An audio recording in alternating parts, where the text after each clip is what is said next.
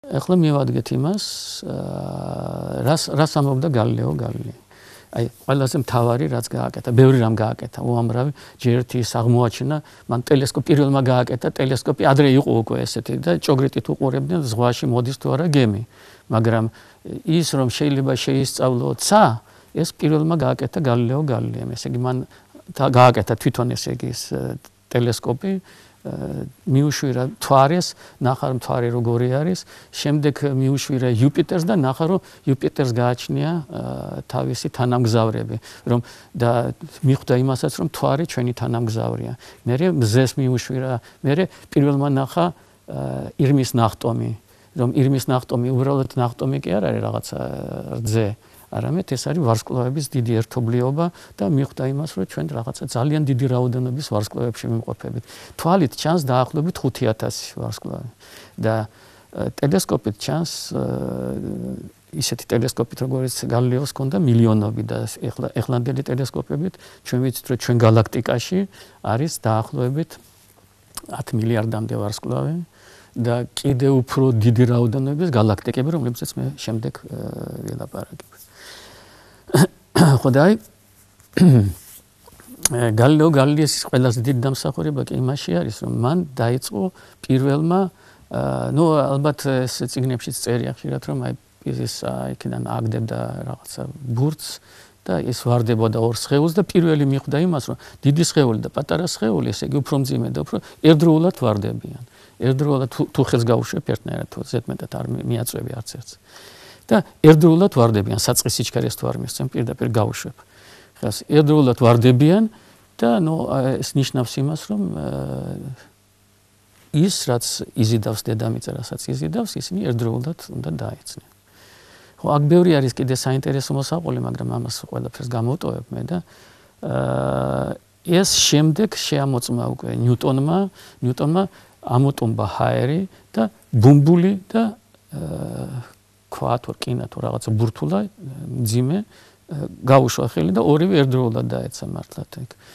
ორივე ერთდროულად დაეცა და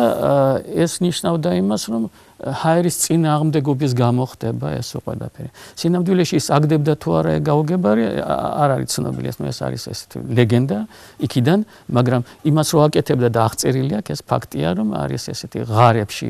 დახრილ სიფტყეზე რაღაცას აცურებდა და აი ამის მიხედვით, ესე იგი მან დაადგინა, რომ ერთ-ერთი უმნიშვნელოვანესი რამ, რომ აი ამ ძალას ადრე ეგონათ, ახლა ამასაც გეტყვით, ადრე ეგონათ, რომ ადამიანი დაუშვათ რომ ბუნებრივი მდგომარეობა უძრაობა. მაგრამ მოძრაობა ხდება მხოლოდ მაშინ, თუ რაღაცა ძალას მოძდებ სხეულს, ან შენ თავს დაუშვათ, არა? სხეულს რას ნიშნავს? და იმპეტუსი არ ქვა ეს, ესე იგი მოკიდებდი ქვას ხელს, გადასცემდი შენ ძალას, იმპეტუსს და ის იმპეტუსი სანამ არ დაიცლებოდა, ივლიდა და მე როდესაც ხახუნის შესახებ უკვე წარმოდგენა ჰქონდათ, როცა დაიხარჯებოდა ეს იმპეტუსი, მე ბუნებრივი იმპეტუსი ეძახნა მიწისკენ ვარდნეს და ის ბუნებრივი იმპეტუსი აჯობებდა და ის ვარდებოდა. ესე იგი ესე მიდიოდა, მე ჩერდებოდა და ვარდებოდა, ასეთი ის იყო. და ამით არ იხსნებოდა ის ტრაექტორიები, რომელიც ეს არის ამაში იღებდა მონაწილეობას ამ იმპეტუსის თეორიაში. ისეთი ხალხი როგორიც იყო დაუშვათ ავიცენა, იბნ სინა, ეს აღმოსავლეთში, დასავლეთში მე კიდევ ბევრი სხვა ხალხი და გალილეო გალილეი მე მიხვდა იმას, რომ იქ აუცილებელია რომ აჩქარება, სიჩქარეს კი არ ვანიჭებთ, არამედ აჩქარებას. და უკვე ნიუტონმა რომელიც მოვიდა 1642 წელს გარდაიცვალა გალილეი და იმავე წელს რამდენიმე დღის შემდეგ დაიბადა ნიუტონი, თითქოს გადაეცა ესტაფეტა მას. და აი ჩემი ღრმა რწმენით ამაზე უფრო დიდი და ბუმბერაზი მოაზროვნე კაცობრიობას არ ყოლია. მან შეცვალა უამრავი რამე, ეს მარტო ჩემი აზრი არ არის, იგივე დაუშვათ ალბერტ აინშტაინის აზრიც იგივე არის. ის თulis რომ ეს არის უნიკალური პიროვნება, რომელმაც შეცვალა ჩვენი აზროვნება აბსოლუტურად. და ეხლა იმის და მიხედვით იცის თუ არა ნიუტონის კანონები დაუშვათ იგივე დიასახლისმა ან სულერთია ვინმემ, მიუხედავად ამისა, მაინც იმ კანონებით ავცხოვრობდა და მაინც ის ჩვენ აზროვნებაზეც მოქმედებს, უშუალოდ თუ არა იცის ეს კანონი, მაინც ესე ხდება. შენახვის კანონებით მაგალითად ჩვენ თავში უკვე დევს ის. იმიტომ ჩვენ ცხოვრობთ იმ საზოგადოებაში, სადაც ეს კანონები გავრცელებული არის. ეხლა აი გააკეთა ნიუტონმა პირველი რაცა თქვა მან თქვა რომ აი ეს არის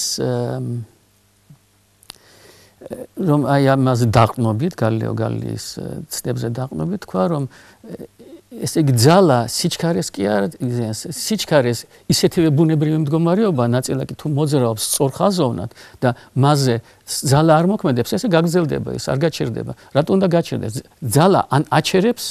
სხეულს ან აჩქარებს სხეულს იმის და მიხედვით თუ საით არის ის მიმართული და შემოიტანა საერთოდ აი ძალის ცნება უკვე ისეთი როგორიც დღეს გვესმის უბრალოდ ძალიან ცუდად გვესმის არის ძალა მაგრამ მიუხედავად ამისა მაინც ინტუიტურად ეხლა უფრო სწორედ ავხვდებით რას წარმოადგენს ის ძალა ხო საინტერესო ფაქტი მინდა კიდე გითხრათ რომ ისეთმა გენიოსმაც კი როგორც არის გალილეო ესა ბოდიში როგორც იყო ლეონარდო და ვინჩის ესეთი რამ უწერია მაგალითად რომ აი თუ აიღებთო ქვასაო და მოაბავთ იმას ძაბს და ატრიალებთო მერე გადაჭრით ამ თოქსაო ის დაიწყებს გააგრძელებს ტრიალსო ნუ ეს თითქოს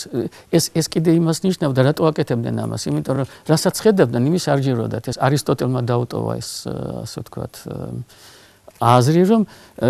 საერთოდ ექსპერიმენტების ჩატარება და რაღაცაზე დანახულიდან ეს საერთოდ უაზრობაა რომ საჭირო არის შენივე ლოგიკიდან გამოხვიდე და აი ამ მსჯელობით მიხვიდე სწორ დასკვნამდე და ამიტომ ასეთი დასკვნა ჰქონდა მაგრამ მეორე მხრივ აი ეს გოლიათის და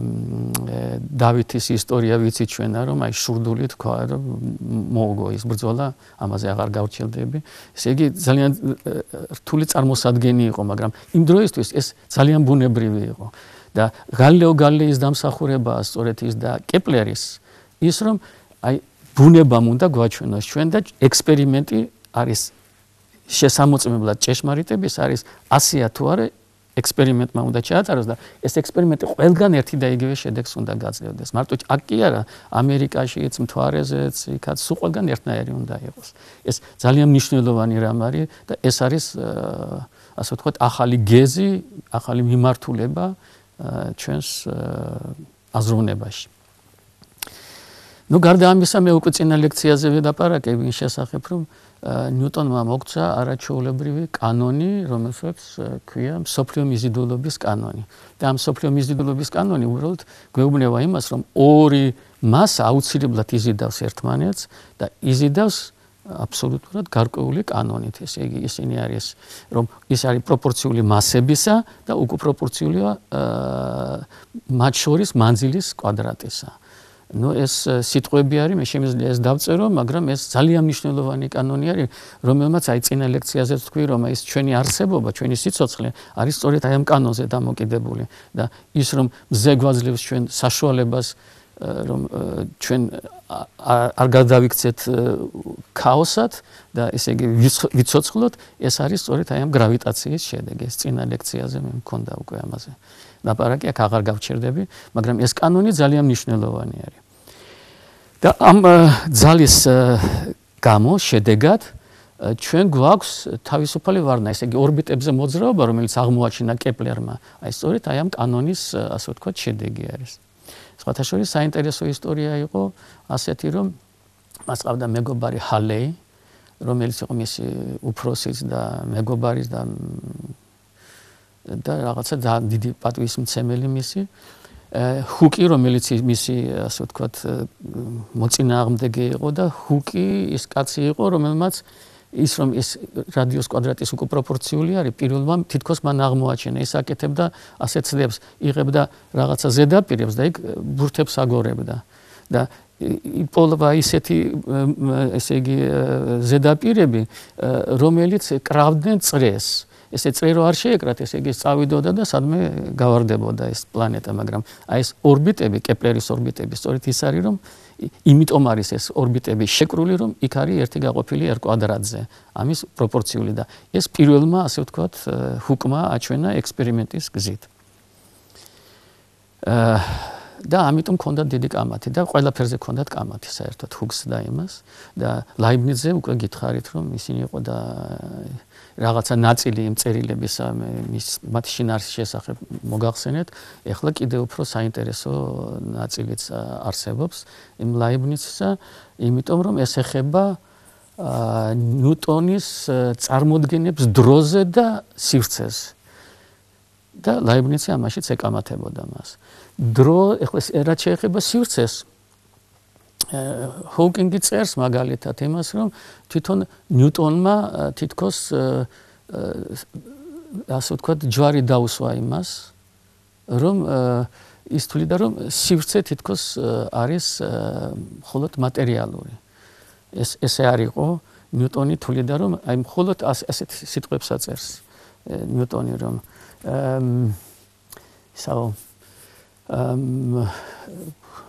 დაბიონი ესე დაბიოებს უძახებდა იმ დაბიოებში შედის ესეთი ადამიანები როგორიც არის დაუშვათ დეკარტი ესეთი დიდი ადამიანი დეკარტი ცხადია ლაიბნიცსაც დაბიოებში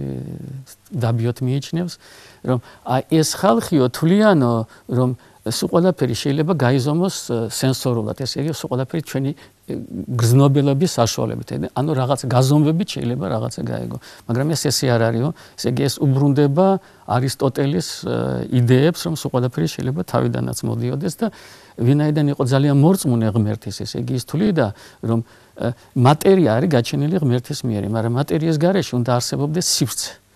სივრცე რომელშიც მე განლაგდება მატერია